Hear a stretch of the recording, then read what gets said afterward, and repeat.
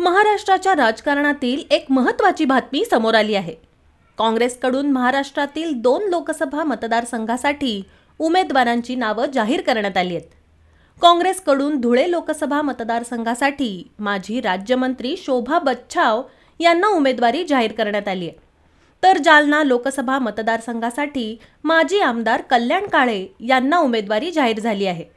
या दोन्ही मतदारसंघामध्ये भाजपचे दिग्गज नेते उमेदवार आहेत।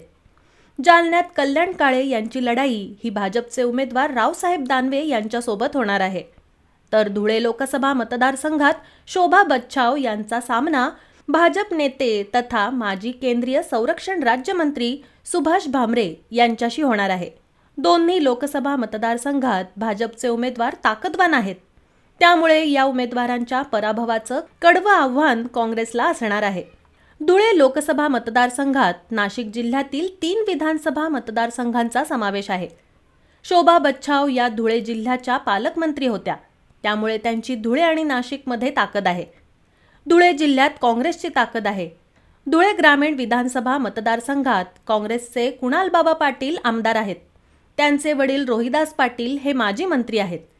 या मतदारसंघात MIMची सुद्धा ताकद आहे, कारण मुस्लिम बहुल मतदारसंघात AIMने आपली ताकद निर्माण केली आहे।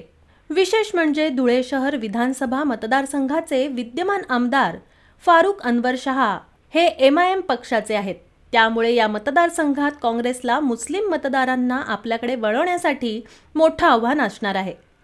याशिवाय MIM कडून नेमकी कुणाला उमेदवारी देण्यात येते हे देखील पाहणं महत्त्वाचं ठरणार आहे।